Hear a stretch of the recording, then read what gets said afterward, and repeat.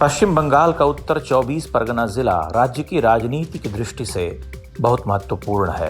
अकेले इस जिले में विधानसभा की 33 सीटें हैं। पहले वामपंथ और अब तृणमूल का गढ़ रहे इस जिले में बदलाव की बयार स्पष्ट महसूस की जा सकती है। वर्ष 2016 में हुए विधानसभा के चुनाव में उत्तर 24 परगना जिले की 33 में से 27 सीटों पर ममता बनर्जी की पार्टी के उम्मीदवारों को जीत मिली थी, जबकि 3 सीटों पर मार्क्सवादी कम्युनिस्ट पार्टी और कांग्रेस के उम्मीदवार विजयी हुए। इस चुनाव में भाजपा को कांग्रेस से अधिक लगभग 11% वोट मिले थे, लेकिन उसे एक भी सीट पर जीत नहीं मिल सकी थी। 3 वर्ष बाद 2019 में हुए लोकसभा चुनाव के आते आते उत्तर 24 परगना में भाजपा एक बड़ी शक्ति बनकर उभर चुकी थी। इसमें तृणमूल कांग्रेस को 46% वोट मिले, जबकि भाजपा की झोली में 40% वोट आए। अर्थात अब सीधी टक्कर तृणमूल कांग्रेस और भारतीय जनता पार्टी के बीच हो गई।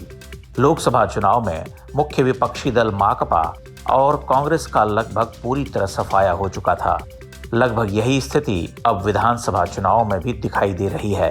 अधिकांश सीटों पर टीएमसी और बीजेपी के उम्मीदवारों में कांटे का मुकाबला है। उत्तर 24 परगना जिले में आज भी तृणमूल कांग्रेस तुलनात्मक रूप से मजबूत स्थिति में दिखाई देती है, लेकिन जिले की हालत 10 वर्ष के ममता बनर्जी सरकार के कुशासन की कहानी कहती है। 34% से अधिक लोग मानते हैं कि बढ़ती बेरोजगारी इस चुनाव में बड़ा मुद्दा होगी।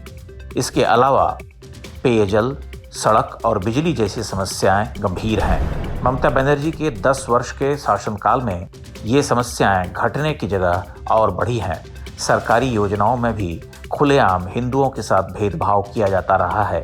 यहाँ तक कि प्रधानमंत्री आवास योजना में भी हिंदुओं के लिए मकान बनवाना लगभग असंभव था। पूरे जिले में तृणमूल कांग्रेस के कार्यकर्ताओं की गुंडागर्दी एक बड़ी समस्या है। लोग उनके डर से कुछ भी खुलकर बोलने से कतराते हैं। तृणमूल के आतंक का ही परिणाम है कि चुनाव पूर्व अनुमानों में यहाँ से पार्टी को 33 में से 24 सीटें मिल सकती हैं, जबकि भाजपा कम से कम 8 सीटों पर जीत की स्थिति में है। भय के इस माहौल के बीच बड़ा प्रश्न यह है कि क्या उत्तर 24 परगना जिले में निष्पक्ष तरीके से मतदान हो पाएगा। अगर चुनाव आयोग यहाँ सही ढंग से चुनाव करवाने में सफल रहा तो निश्चित रूप से आश्चर्यजनक परिणाम देखने को मिल सकते हैं। नमस्कार, बदलाव की बयार पश्चिम बंगाल विधानसभा चुनावों की हमारी इस विशेष श्रृंखला में आज हम पहुंचे हैं उत्तर 24 परगना, जो कि भौगोलिक दृष्टि से और संख्यात्मक दृष्टि से पश्चिम बंगाल की राजनीति में बहुत अहम स्थान रखता है, क्योंकि बहुत से हैवीवेट अर्जुन सिंह भी यहाँ से सांसद इसी जिले से ताल्लुक रखते हैं, मुकुल रॉय भी इसी जिले से ताल्लुक रखते हैं, और 33 सीटों का होना संख्या की दृष्टि से उत्तर 24 परगना एक बहुत महत्वपूर्ण जिला इस विधानसभा चुनाव के अंदर बन जाता है। इसीलिए इस पर नजर और इस पर चर्चा भी आवश्यक है। इस पर चर्चा के लिए इस वक्त हमारे साथ 2 खास मेहमान इस वक्त जुड़े हैं। मैं दोनों का परिचय एक बार आपसे करवा दूं। संजय जायसवाल हैं, जो कवि भी हैं, आलोचक भी हैं, राजनीतिक समीक्षक भी हैं, टिप्पणीकार भी हैं। बहुत बहुत स्वागत है संजय जायसवाल आपका। और दूसरा हमारे साथ सूर्यदेव राय हैं, छात्र राजनीति से जुड़े हुए, इस वक्त पश्चिम बंगाल की राजनीति पर आपकी पैनी नजर रहती है। सूर्यदेव, आपका भी बहुत बहुत स्वागत है। पहला सवाल संजय जायसवाल मेरा आपसे, इस वक्त पश्चिम बंगाल में उत्तर 24 परगना की जो जनता है, यहाँ की जनता का मूड कैसा है, यहाँ भावना कैसी है? क्योंकि हम बीजेपी के और तृणमूल के दावे दोनों अपनी अपनी जगह होंगे, लेकिन जनता क्या सोच रही है? क्या वाकई 10 साल के इस तृणमूल के राज से जनता त्रस्त है? जनता को लगता है कि बहुत कुछ है जो किया जाना चाहिए और इसके लिए किसी नए को मौका दिया जाना चाहिए? बिल्कुल, आपके प्रश्न के साथ ही मैं अपनी बात को आगे ले जाना चाहूंगा। जैसा कि आपने कहा, बदलाव की बयार, इसकी एक आहट सुनाई पड़ रही है, क्योंकि यह सच है कि विगत 10 वर्षों में पिछली सरकार के प्रति जो हमारी अपेक्षाएं थी, उन अपेक्षाओं का कहीं न कहीं कुछ रह जाना, जनता की आकांक्षाओं पर खरा नहीं उतरना। अब ये आप मानकर चलिए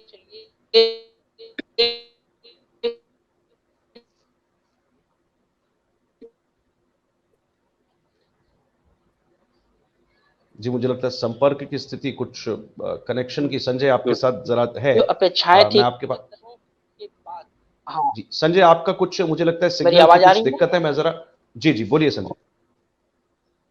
हाँ, अब आ रही है मेरी आवाज? जी बोलिए। हाँ, बिल्कुल, बिल्कुल। तो मेरे कहने का मतलब है कि यहाँ की जनता जो है, निश्चित तौर पर यह कहना बहुत मुश्किल है, किसी के लिए भी कहना बहुत मुश्किल है कि यहाँ किसकी सरकार आएगी या बनेगी। लेकिन जहाँ तक हम ये देख रहे हैं कि दोनों की ओर से दावेदारी की जा रही है, जो कि ममता भी अपने कदम से कदम मिलाकर आगे बढ़ रही हैं। लेकिन जहाँ तक मामला है कि जितना रोज़गार होना चाहिए था उतने रोज़गार की संभावनाएँ नहीं बन पाई। तुष्टीकरण की राजनीति की वजह से भी कई अवसरों पर यह भी देखा गया कि उनके ही दल के लोगों ने पाला बदल लिया, तो कहीं न कहीं असंतुष्टों की एक लंबी फ़हरिस्त भी है, जो बंगाल की राजनीति में कहीं न कहीं बदलाव की बयार की दिशा की ओर संकेत कर संजय, आपने जो कहा कुछ महत्वपूर्ण मुद्दे आपने उठाए हैं, उन पर ज़रूर हम एक-एक करके चर्चा भी करेंगे। लेकिन ओवरऑल बिल्कुल, एक बहुत बड़ा असर तृणमूल की राजनीति में इस वक़्त इसलिए भी आया है, क्योंकि ऐसा मानना है कि तृणमूल के बहुत से लॉयलिस्ट जो कल तक उनके एकदम क्षत्रप थे, बहुत मजबूत स्तंभ थे, वो आज छोड़ कर के बीजेपी में आए हैं। सूर्य कुमार, क्या आपको भी लगता है कि उन उन ऐसे बड़े-बड़े नेताओं का अपनी पुरानी पार्टी छोड़कर भारतीय जनता पार्टी में जाना, ये खुद में कुछ कहता है? क्या वो लोग इतने दिग्गज हैं, वो राजनीति की हवा को भाँप गए हैं? जी, बिल्कुल। मुझे लगता है कि अभी बंगाल भाजपा के पास बहुत से एक्सपीरियंस नेता हैं, जो बदलाव कर सकते हैं। भाजपा के लिए बहुत अच्छा संकेत है और तृणमूल के पास अभी वैसे नेतृत्व करने को नहीं थे नेता, जो एमएलए के लिए या विधानसभा के लिए उपयुक्त थे। अचानक से उनको दावेदारी मिलती है, क्योंकि एक इलाके के विधायक अगर दूसरे पार्टी में चले जाते हैं, तो अचानक से एक अपने आप को तैयार करना और विधायक के रूप में देख पाना मुश्किल होगा तृणमूल के लिए।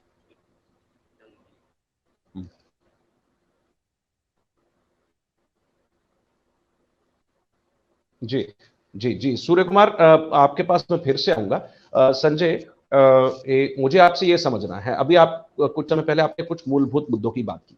मूलभूत विषयों पर सबसे पहले बिजली, पानी, सड़क, फिर रोज़गार, ये बड़ा मसला है। एक-एक करके अगर इनके हालात पर चर्चा करें, तो बिजली, पानी मतलब पेयजल, पाइप सप्लाई है, किस तरह से पानी की पूरे ज़िले के अंदर व्यवस्था, हालाँकि बहुत बड़ा ज़िला है, 1 करोड़ से ज़्यादा की आबादी वाला ज़िला है।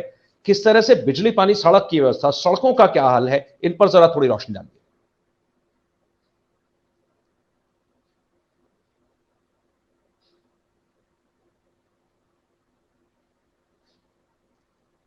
संजय, क्या आप तक मेरी आवाज़ आ पा रही है?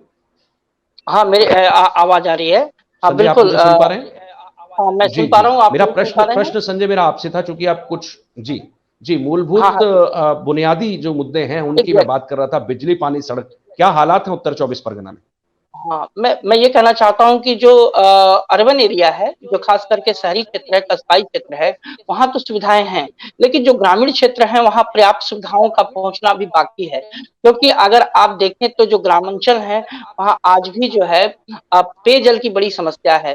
ख़ास करके बनगाँव क्षेत्र का जो हुआ, इन क्षेत्रों में आर्सेनिक जल की जो है हमने बहुत दिनों से जो है लोगों की ओर से यह शिकायतें आती रही है शुद्ध पेयजल को लेकर। तो कहीं न कहीं यह एक बहुत बड़ा मुद्दा है, क्योंकि अगर आर्सेनिक युक्त जल का अगर लोग पान करेंगे तो निश्चित तौर पर जो पेट संबंधी बीमारियाँ जो हैं वो निश्चित तौर पर लोगों के जीवन का हिस्सा बनती जा रही है। तो सरकार इस दिशा में ध्यान देने की ज़रूरत है। तो ये एक बड़ा मुद्दा है पेयजल को लेकर और सड़क को लेकर, बिजली को लेकर। शहरों में तो चौबीसों घंटे बिजली रहती है, पर ग्रामीण क्षेत्रों में मुझे लगता है कि अभी भी वहाँ इस तरह की सुविधाओं का पहुँचना बाकी है। तो एक वजह यह भी है कि ग्रामीण अंचल के लोग जब बिजली की बात करते हैं, तो निश्चित तौर पर यह एक प्रश्न की तरह उनके लिए खड़ा है। तो कहीं न कहीं इन्हें जवाब देना ही होगा। और रही बात रोज़गार की, तो मैं बता दूँ कि जो हमारा क्षेत्र है शिल्पांचल का, ख़ास करके बैरकपुर का क्षेत्र है, एक ज़माने में ये एक औद्योगिक नगरी के रूप में विकसित था, यहाँ बहुत सारे कल-कारखाने थे। और आज स्थिति यह है कि सारे के सारे लगभग जूट मिल बंद हैं। यहाँ पर कंटेनर एंड केम्स कंपनी थी, वो बंद है। जेन्सन एंड डिकन्सन कंपनी थी, वो बंद है। Nadia jute mill, Gauripur jute mill, ऐसे थर्मल पावर स्टेशन, कई ऐसे जो अंडरटेकिंग थे, वो धीरे-धीरे जो है लेफ्ट के समय से ही नष्ट हो गए। और आने वाली सरकार से जनता की अपेक्षाएँ थी कि वे उनका पुनरुद्धार करते हुए और यहाँ के लोगों को रोज़गार से जोड़ने का काम करेंगी, लेकिन कुछ तो कानूनी दांव पेच की वजह से उन कारखानों को पुनः खोल पाना वर्तमान सरकार के लिए बहुत मुश्किल है। तो मुझे लगता है कि इस दिशा में अगर सहृदयता के साथ विचार किया गया होता तो निश्चित तौर पर आज यहाँ की जनता के लिए एक बड़ा अवसर बन पाता है रोजगार के संदर्भ में। आपने ठीक कहा संजय जायसवाल के पिछले 10 साल तृणमूल कांग्रेस के बहुत अहम थे, क्योंकि वामपंथ की राजनीति जिसने बंगाल को एक टैग लगाया कि ट्रेड यूनियन की राजनीति जो कि पूंजीपति और फैक्ट्री मालिकों के विरुद्ध मानी जाती है, उस राजनीति का चेहरा बने, उस राजनीति का एक फेस बने, बंगाल को बदलने का एक 10 साल का सुनहरा मौका तृणमूल कांग्रेस के पास था। लेकिन इन 10 सालों में क्या कुछ हुआ, युवाओं की आकांक्षाएं कितनी पूर्ति हुई, आज का युवा बंगाल से बाहर पलायन करके दूसरे राज्यों में रोजगार ढूंढने को क्यों मजबूर है, बड़े शहरों की तरफ भागने को क्यों मजबूर है? क्या इस तरफ सूर्यदेव आप कुछ रोशनी डाल सकते हैं? बंगाल का युवा रोजगार का ना होना, बुनियादी सुविधाओं का ना होना, शैक्षिक चिकित्सीय सुविधाओं का ना होना, अवसरों का ना होना, ऐसे में युवा जाए तो कहां जाए? युवा की स्थिति क्या है? जी बिल्कुल, बंगाल में रोजगार की बहुत बड़ी समस्या है। अभी जैसे इंजीनियरिंग अगर करनी है लोगों को तो लोग बेंगलोर की तरफ चले जाते हैं, वहीं पर अपना रोजगार का अवसर ढूंढते हैं। एमबीए करना होता है तो लोग पुणे की तरफ भागते हैं। मतलब कि यहाँ पर रोजगार की बहुत समस्या है। यहाँ पर ऐसा है कि लोगों को 5,000 रुपए में लेकर होटल में जॉब करने के लिए छोड़ दिया जाता है, और अच्छे मतलब कि होटल मैनेजमेंट करने के बाद भी लोगों को घर पर बैठना पड़ रहा है। इसके अलावा और भी कई समस्याएं हैं जो लोगों को बता पाना भी मुश्किल है, और लोग यहाँ पर डरे हुए भी हैं। यहाँ पर आप खुलकर आंदोलन नहीं कर सकते हैं। अगर आप खुलकर आंदोलन करने सड़कों पर उतरते हैं तो पुलिस कार्रवाई की जा सकती है, आपको तरह तरह के अलग अलग केस दे दिए जाते हैं। मैं इसको बहुत करीब से देख चुका हूँ कि छात्र राजनीति में भी इस तरीके की गंदी राजनीति होगी, इसकी कल्पना नहीं की जा सकती। बंगाल में बहुत सूर्य कुमार, आप जिस तरफ इशारा कर रहे हैं उसका सीधा सीधा एक बहुत बड़ा जो शब्द है वो है राजनीतिक हिंसा का, राजनीतिक आतंक का, जिसका आरोप तृणमूल पर अभी लगता है। हमने पहले चरण का मतदान के से पहले जितना भी कुछ हुआ, बल्कि मतदान के दिन भी हमने हिंसा की बहुत सी घटनाओं को अपने सामने देखा। इवन सुमेंदु अधिकारी जो शुभेंदु के भाई हैं, उनकी गाड़ी पर भी जिस तरह से हमला हुआ वो भी अपने आप में बड़ा चिंता करने वाला था।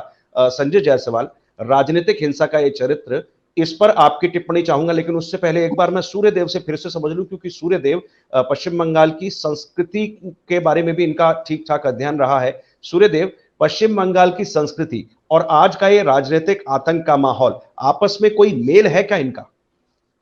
नहीं जी, नहीं। मुझे लगता है कि तृणमूल संस्कृति को बढ़ाना नहीं चाहती, वो किसी एक विशेष समुदाय को लेकर आगे बढ़ती है। वो शायद खुद को सेकुलर पार्टी बताने के चक्कर में वो कहीं ना कहीं वो भेदभाव कर बैठती है, और जिसका खामियाजा उसको आने वाले इलेक्शन में मिल जाएगा। यानी बंगाल की संस्कृति को जिस दिशा में बढ़ावा मिलना चाहिए, ममता बनर्जी की नीतियां कम से कम वो नहीं लगती हैं। संजय जायसवाल, आपका क्या मानना है? राजनीतिक हिंसा, लोकतंत्र में, स्वस्थ लोकतंत्र में हिंसा का तो कतई कोई स्थान है नहीं, कि जिस तरह का एक माहौल पिछले कुछ वर्षों से तृणमूल ने यहाँ बनाया, कत्लो गारत का, रक्त रंजित राजनीति का, यानी राजनीतिक आतंक का, इस पर आपकी टिप्पणी क्या है? इस पर और इसको लेकर आपकी टिप्पणी से अधिक उत्तर 24 परगना के लोग क्या सोच रहे हैं, क्या उनके मन में आ रहा है? मैं इसके इतिहास की तरफ थोड़ा आपका ध्यान आकृष्ट करना चाहूंगा। बंगाल में हिंसा की जो राजनीति है वह पिछले 10 वर्षों से लंबी परंपरा का आपके सामने परिचायक है। 34 वर्षों तक लेफ्ट ने जिस तरह से यहाँ हिंसा की राजनीति की, और उसके पहले कांग्रेस सिद्धार्थ शंकर रे के जमाने में आप देखेंगे तो हमने देखा है कि बंगाल की राजनीति का यह चरित्र बिल्कुल अन्य भारतीय राज्यों से थोड़ा भिन्न है। यहाँ क्या है कि सत्ता पक्ष ही सर्वशक्तिमान है। तो जो सत्ता पक्ष है उसके दिमाग में यह बात होती है कि हम लोकतांत्रिक मूल्यों के प्रति हमारी प्रतिबद्धता की बजाय जो है हमारी पार्टीगत जो मूल्य हैं उनको हम तरजीह दें। नतीजा ये होता है कि जब हम अपने पार्टीगत विचारों को और मूल्यों को महत्व देने लगते हैं तो ऐसी स्थिति में जो विपक्ष है या अन्य दलों को लोग हैं उनके विचारों के लिए जगह बहुत कम बचती है। तो निश्चित तौर पर अपने आप को स्थापित किए रहने के लिए एक समय में हरमत वाहिनी का जो आतंक था, तो आज जो राजनीतिक पार्टियां हैं वे कहीं न कहीं विपक्षी के लिए जगह बहुत कम छोड़ रही हैं। तो आज की स्थिति यह है कि बंगाल की राजनीति में विपक्ष जो है वो कमज़ोर बिल्कुल दिख नहीं रहा है। तो ऐसी स्थिति में आमने-सामने की टकराहट बहुत संभावित है। तो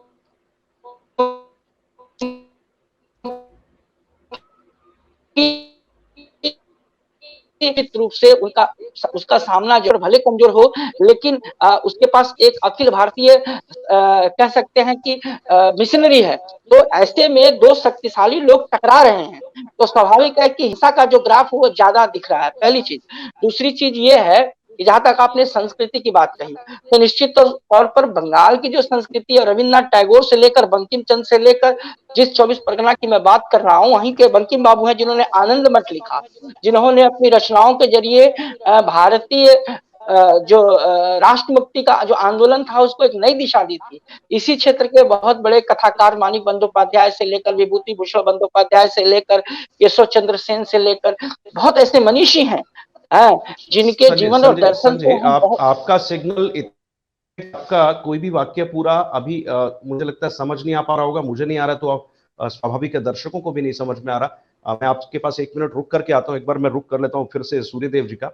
सूर्यदेव भाई, अभी तक हमने इन चुनावों के अंदर मैंने कई जिलों पर हमने चर्चा की है, तो ये 2 शब्द इस बार बहुत ज्यादा चले, एक है कटमनी और एक है टोलाबाजी। उत्तर 24 परगना में कटमनी और टोलाबाजी, जिसको सीधे सीधे तृणमूल के राजनीतिक सिस्टम से जोड़ा जाता है, सरकार और तृणमूल का संगठन ये आपस में कनेक्टेड है, और यहां तक कि सिर्फ सरकारी कामों के लिए नहीं, प्राइवेट फैक्ट्रियों में, प्राइवेट कामों के लिए भी आपको कटमनी देना है, उसमें भी टोलाबाजी है। एक जगह तो ये भी कहा गया कि बहुत पढ़ लिख कर एक रोजगार की स्थिति खराब है तो सिक्योरिटी गार्ड की नौकरी करने भी पहुंचे, तो 8-10 हजार की नौकरी करने के लिए 8-10 हजार की, उसके लिए फैक्ट्री के गेट पर तृणमूल का माफिया बैठा है जो 1 लाख रुपए से कम में आपको मानेगा नहीं। इस तरह के जो उदाहरण जब सामने आते हैं तो तृणमूल कांग्रेस के का जो राजनीतिक चरित्र है उस पर सवाल खड़े होने स्वाभाविक है। उत्तर 24 परगना में क्या स्थिति लगती है? जी बिल्कुल, उत्तर 24 परगना बंगाल से परे नहीं है। वही अवस्था यहाँ पर भी है। यहाँ पर जिस तरह हम एक छोटे से साइबर कैफे में जाते हैं तो एक छोटा सा काम करवाना होता है, तो उसके लिए हम लोग उनको 50 रुपए की फीस या 20 रुपए फीस, अलग अलग साइबर कैफे अलग अलग तरीके से लेते हैं। तो ये एक कल्चर की तरह बना दिया गया है। ये तृणमूल, आप वार्ड ऑफिस में जाते हैं किसी कार्य को लेकर, ये हाँ हमें ये चाहिए, नॉर्मल चीजों के लिए नहीं, लेकिन हाँ अगर घर बनाने का प्लान करना है तो प्लान के लिए आपको इतने रुपए देना होगा। फिर उसके बाद अगर पानी के लिए आप पानी की समस्या को लेकर वहां पे पहुंचते हैं, तो अगर आपका अर्बन एरिया में है तो फिर ठीक है, अगर आप ग्रामीण अंचलों में है तो वहां पे जल्दी कार्य करवाने के लिए आपको पैसे देने होंगे। इस तरीके से कटमनी की समस्या तो हर जगह है, बंगाल से परे है नहीं। बिल्कुल आपने ठीक कहा। एक बार फिर से संजय जायसवाल, मुझे लगता है कनेक्शन आपका थोड़ा ठीक हो गया, सिग्नल ठीक होंगे। इस सब के अलावा पश्चिम बंगाल की राजनीति में एक शब्द और चला, और वो मैंने तो कम से कम पहली बार सुना, शायद बंगाल के चुनाव में इतना इंटरेस्ट मैं भी पहली बार ले रहा हूं। भाईपो की चर्चा इन दिनों बहुत होती है। ये भाईपो का मसला क्या है, और ये पश्चिम बंगाल में सरकार का एक करप्शन का एक फेस बना हुआ है, एक चेहरा बना हुआ है, एक इसको कहते हैं आइकॉन बना हुआ है क्या ये? भाईपो का अर्थ होता है भतीजा, भाई भतीजावाद, नेपोटिज्म का ही एक जो है संस्करण है ये। परिवारवाद को ही जो है यहाँ भाईपो के संदर्भ में जोड़ के देखा गया है। तो यह जितने असंतुष्ट जो तृणमूल कांग्रेस के बहुत सारे जो असंतुष्ट नेता जो ये तृणमूल छोड़कर भाजपा में गए या अन्य दलों में गए, उनका मानना यह है कि पार्टी लाइन में ममता बनर्जी ने भाईपो को यानी अपने भतीजों को उन्होंने ज्यादा महत्व दिया है, तुलनामूलक रूप से उनकी तुलना में उन्हें कम दिया। एक बड़ी वजह है कि उन्हें जो जगह दल के लिए मिलना चाहिए उनको नहीं मिला, ऐसा इनका मानना है। तो यही वजह है कि भाजपा जो है, जो लोग छोड़कर जा रहे हैं और ज्यादा वेटेज देने की वजह से जो है वो भाईपो शब्द का प्रयोग करते हैं परिवारवाद के संदर्भ में। वो कहीं न कहीं आज राजनीतिक दलों में परिवारवाद की बढ़ती जो प्रवृत्ति है, ये जो प्रचलन बढ़ा है, जिसकी वजह से जो है जो आम आम जो कह सकते हैं कार्यकर्ता है या जो नेता है, वो अपने को उपेक्षित पाता है। तो आज के समय की राजनीति की सबसे बड़ी विडंबना यह है कि आज जो है राजनेता पैदा हो रहे हैं, जन नेता नहीं पैदा हो रहे हैं। यानी राज करने की नीयत से जो राजनेता पैराशूट से आ रहे हैं, या इस तरह के लोग हैं जिनको बैकडोर से जो है फ्रंट में लाया जा रहा है। तो ऐसी स्थिति में स्वाभाविक है कि जो लोकतांत्रिक कार्यकर्ता है, उनकी जगहें बहुत सिकुड़ती जा रही हैं। तो एक बड़ी वजह यह है कि उन पर बार-बार हमलावर हो रही है भाजपा या अन्य जो पार्टियां हैं, वह कहीं न कहीं इस मुद्दे पर ममता बनर्जी को घेरने की कोशिश कर।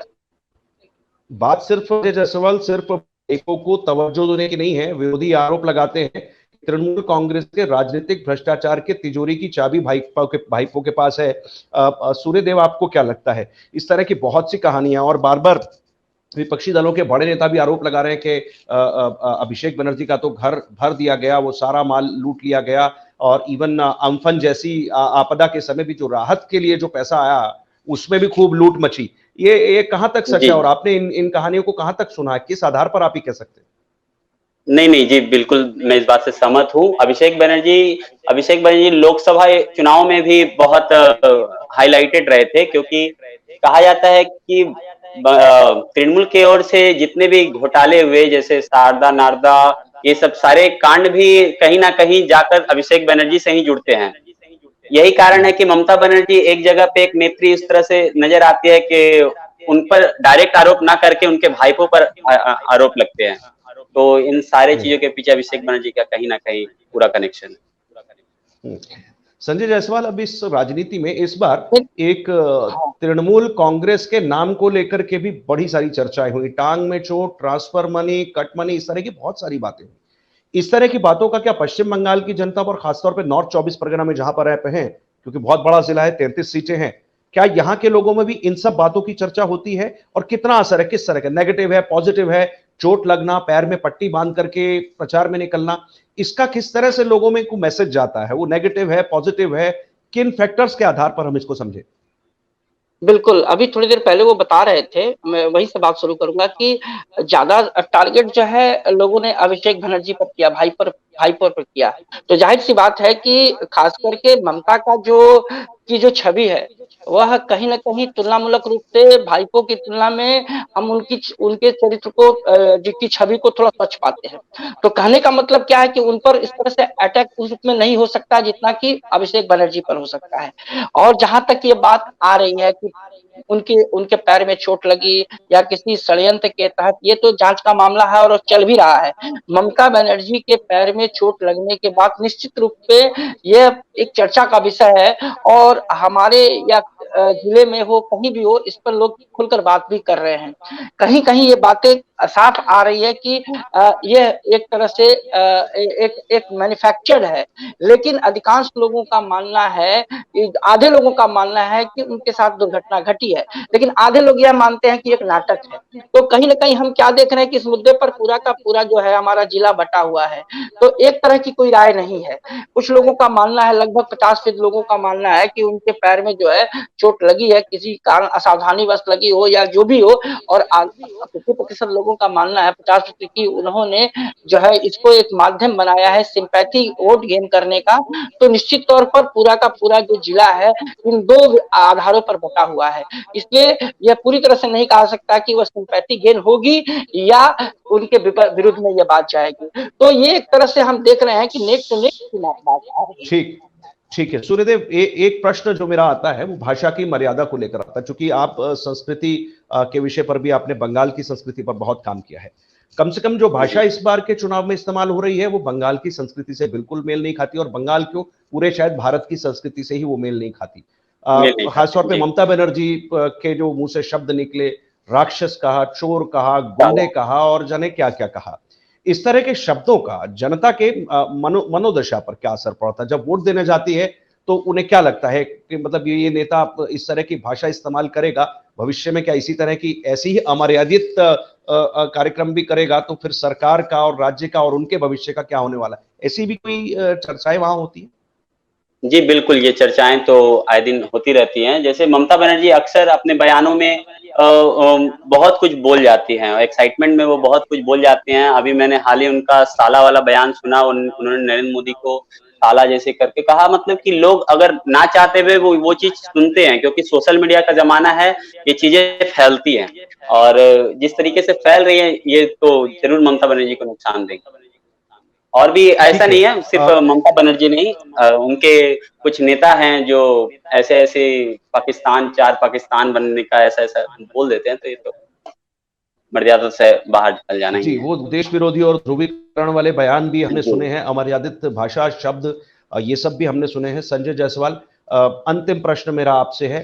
आप दोनों चूंकि सूर्यदेव और आप युवा पीढ़ी का इस समय प्रतिनिधित्व करते हैं, मुझे मालूम है कि बंगाल के किसी बच्चे को अगर अपना घर छोड़ करके रोजगार के लिए बाहर जाना पड़ता है तो उसका असर पीछे रहे पूरे परिवार पर होता है, संस्कृति पर भी होता है। फिर दूसरा ये कि जब वो युवा बच्चा बाहर जाकर के देख कर आता है कि देश कैसे चल रहा है, फिर वो बंगाल में पलट कर देखता है कि ये बंगाल कैसे चल रहा है, तो उसके मन में एक चिंतन विश्लेषण जरूर होता होगा कि मेरा बंगाल भी वैसे होना चाहिए, देश के साथ विकास, देश में जिस तरह का विकास हो रहा है उसके साथ कदम ताल मिलाकर बंगाल भी आगे चले। युवा की आकांक्षा, बंगाल के युवा की आकांक्षा, संजय जायसवाल, इस समय क्या है? क्या वो उस बदलाव की, बयार की दिशा में जाना चाहता है जिसकी हम चर्चा कर रहे हैं? बिल्कुल, बिल्कुल। बंगाल की जो युवा है, वह मुझे लगता है कि 3-4 बिंदु हैं। वह है कि एक रोजगार की सुनिश्चितता, एक सुनिश्चित रोजगार निश्चित तौर पर हर नागरिक का जो है एक उसका स्वप्न होता है। तो जो युवा पीढ़ी आज भारी संख्या में पलायन कर रहे हैं, उनको आकर्षित करने के लिए निश्चित तौर पर यहाँ उस तरह का इंफ्रास्ट्रक्चर डेवलप नहीं हो पाया है जो होना चाहिए था। तो सरकार से ये अपेक्षा है लोगों की कि विकास की जो धारा वह टूट रही है, उस विकास की धारा को कहीं न कहीं मुख्य धारा का हिस्सा बनाना होगा। पहली बात। दूसरी बात यह है कि ममता बनर्जी ने स्वास्थ्य साथी के माध्यम से जो स्वास्थ्य सुविधाएँ देने की बात कही है, एक अच्छी परियोजना है, लेकिन ग्राउंड लेवल पे इसकी रियलिटी कुछ और है, क्योंकि हमारे पास उस तरह के इंफ्रास्ट्रक्चर नहीं है।